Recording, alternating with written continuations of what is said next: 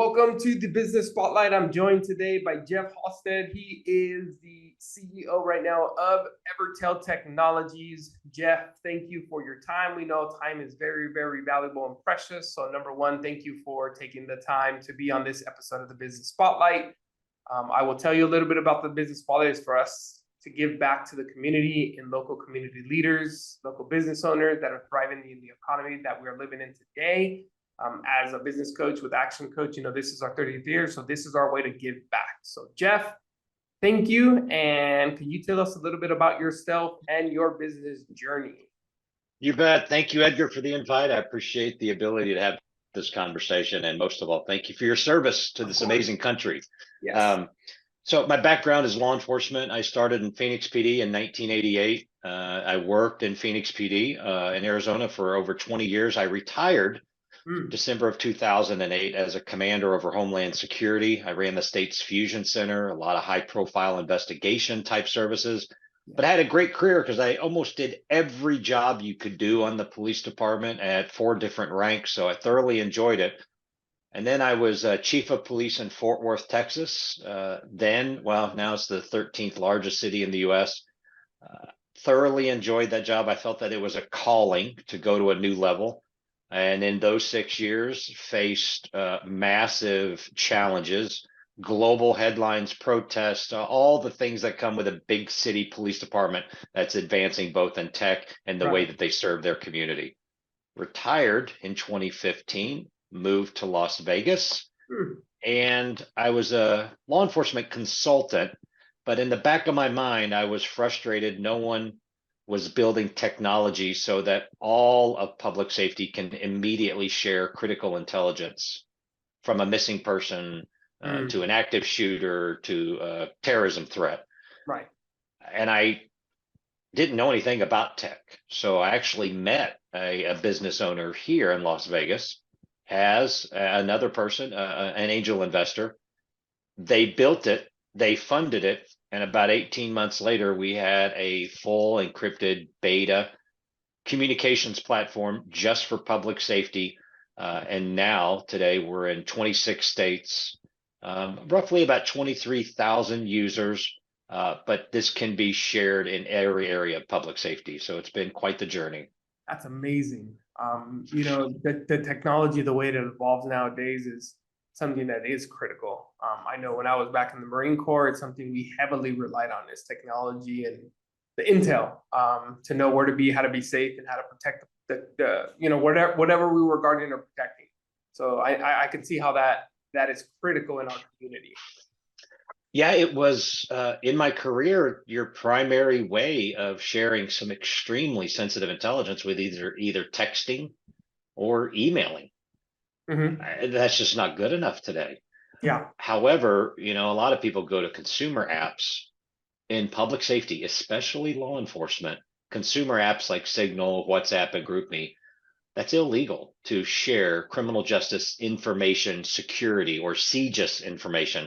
It's illegal to use those platforms because you don't control the data and you can't produce it for prosecution or evidentiary value. So that's why Evertel, the nexus of Evertel, absolutely hardcore encryption and secure, but legally compliant with all the mandates for public safety. Yeah. So let me ask you this question, Jeff. What do you feel is most misunderstood about your industry? Oh, the law enforcement industry or the technology industry that we are in now? Merging the two. Yeah. It was put to me by the CEO and founder of Taser, now Axon, Rick Smith. We've been friends for over 20 years, and I did consulting for his company. When I started this company, he literally put his hand on my shoulder and he goes, "Hey, just so you know, you're going to have to forget everything you learned about running an organization and law enforcement and being the chief, and you're going to have to learn an entirely new skill set because business is nothing like law enforcement." And he's absolutely right. There's still the foundation of success principles. You got to take care of your people. You got to believe in a product, service, or a system that you're putting in place. and you have to be 100% dedicated and have both feet in this game. However, with that said, the business end of starting and growing a business is nothing like leading a police department. However, I had to merge the two. Every one of my customers is a public safety executive and employee, but everyone I deal with on the technology side are career entrepreneur programmers and engineers. Yeah, yeah, yeah. And I think that's really valuable information, right? You got to have a clear vision, mission, and purpose. And as you start to grow as a company, if people know what your mission, vision, and purpose are, they're going to harder, they're going to champion, and they're going to be on that same level of, hey, this is why we're doing what we're doing.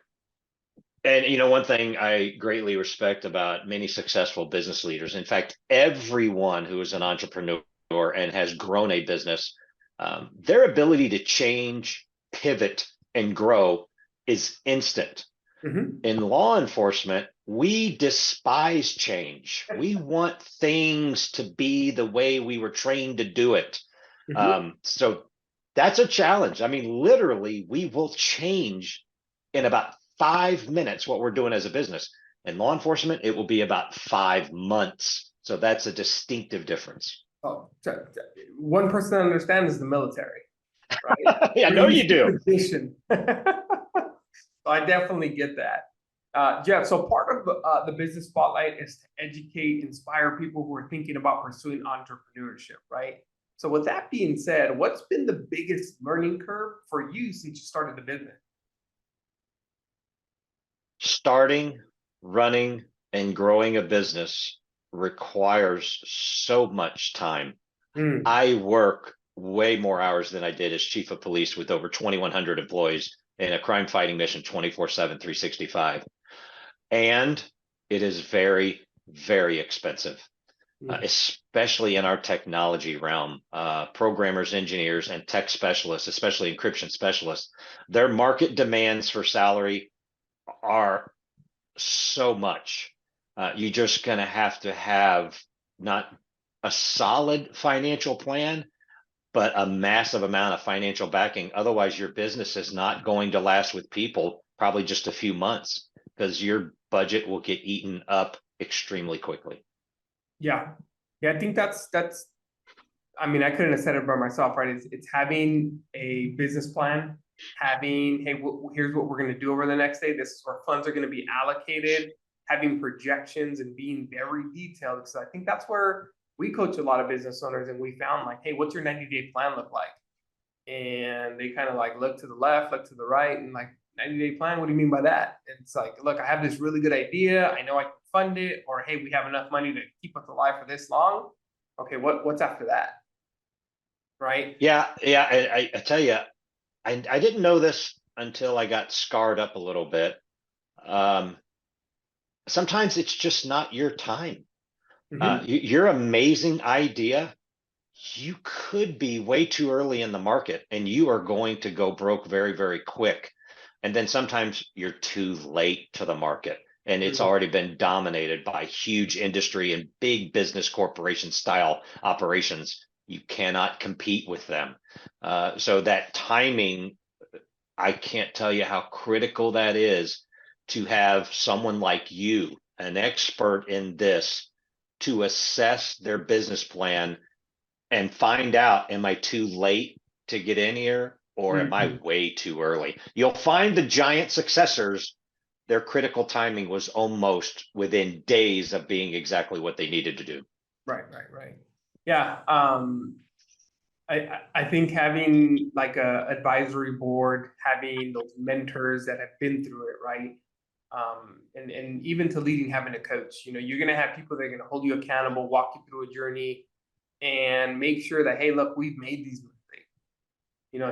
Here's what we tried. Maybe it might work for you, because what I've learned in a lot of these interviews is there's a lot of opinionated people.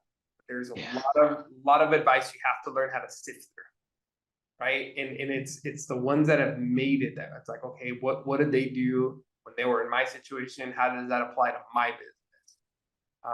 No matter how unique the business is, that's where we come in as experts and coaches. It's, hey, it's your business. Our goal is to drive the results, get you to that next level.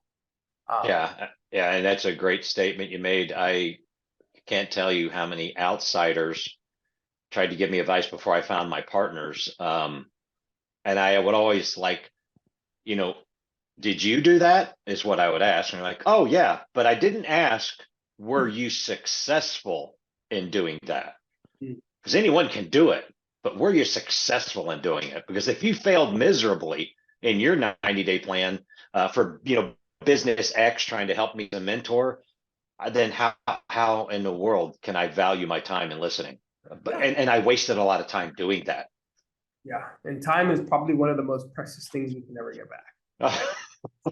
Oh, it sure is, especially with these big birthdays nearing. Yeah, you're absolutely right. That's right. So Jeff, what's one thing about your business, that or business venture that you didn't expect?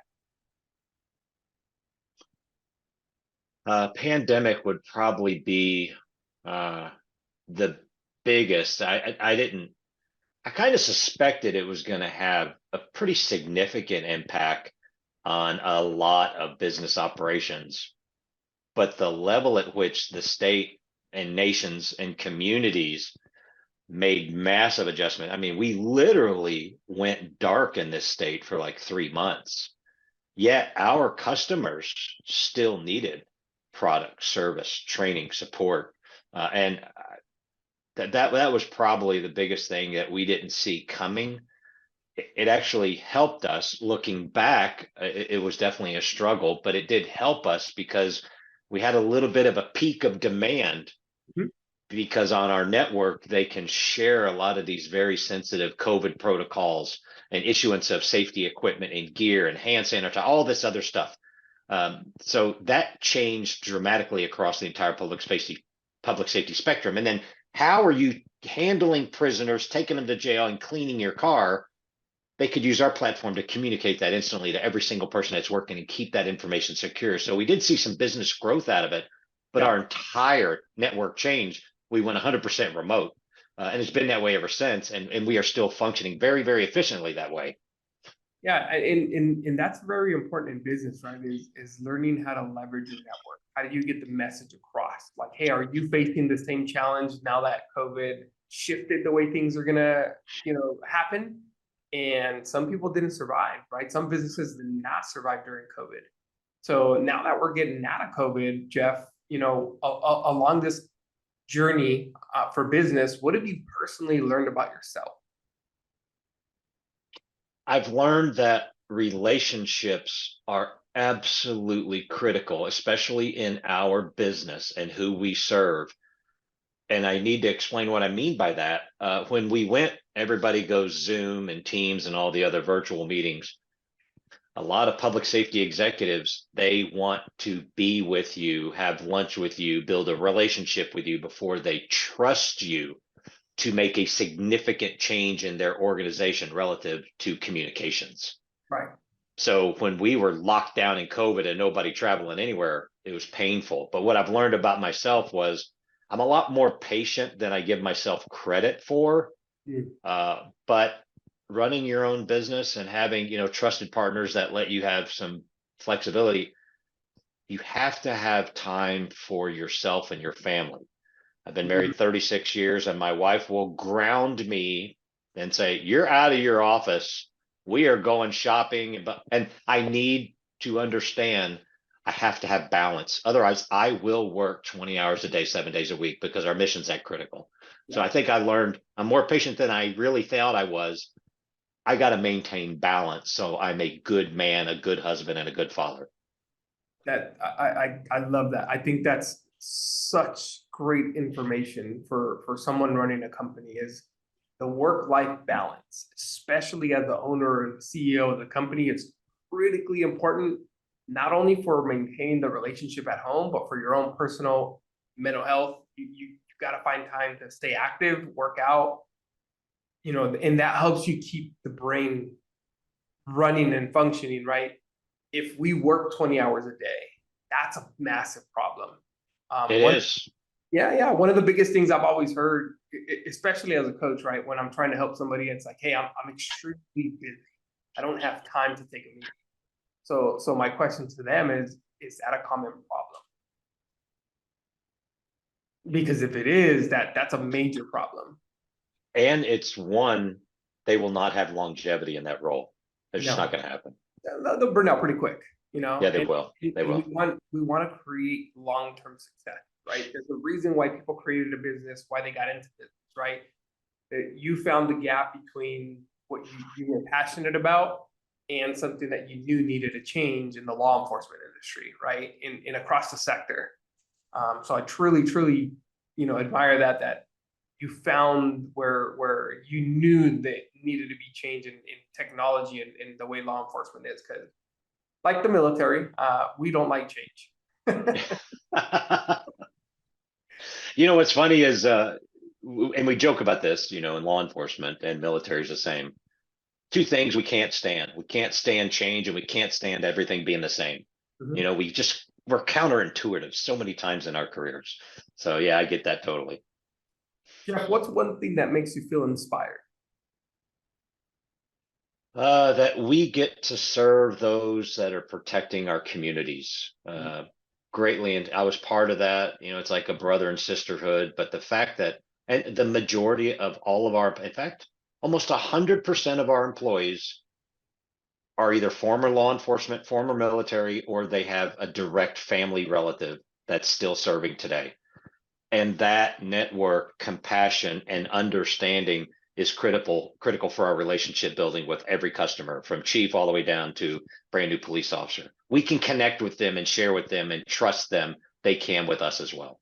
There's that immediate relatability and immediately so that bond grows so strong. It does.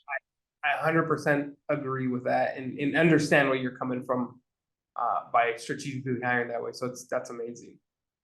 Jeff, as we're wrapping up our business spotlight today, what's the best way for people to connect with you, learn more about your company, and are there any current offers that you guys are offering? Hey, thank you, Edgar. Yeah, our website is getevertel.com. Evertel is spelled V as in Victor, ERTEL.com. They can contact me directly. I have my LinkedIn page, Jeff Halstead. You'll see me in my little blue jacket in there, but just look for the former chief of 4th PD. And then my email is jeff@getevertel.com. And if they're in public safety, if they are in education, if you're in a business that has day-to-day engagement with police and fire and emergency management, our platform is for you. You contact me personally. Our platform is the most affordable, encrypted, and secure communications platform available in the world. And we will make sure you become a customer, and we fit directly into any budget from 10 people to 10,000. That's amazing. Jeff, one final question. Is there one question I didn't ask that you wish I did ask? No, I respected that we had a conversation before this conversation, because you did a great job of telling me who you are. One thing I wanted to tell you was I would have never, ever graduated the police academy in 1988 if it wasn't for a Marine. Anytime I hear that someone served in the Corps, my heart immediately is bonded directly to you, because you all are absolutely incredible leaders. And God bless my buddy that took the time to help me survive the academy, because I wasn't going to make it if it wasn't for him. But he was a retired sergeant. He took me under his wing and was my big brother. So I miss the hell out of him. Yeah. I appreciate you sharing that. Jeff, thank you again for taking the time to be on this episode of the Business Spotlight, and I look forward to meeting you. Thanks, Edgar. You have a great weekend. You too.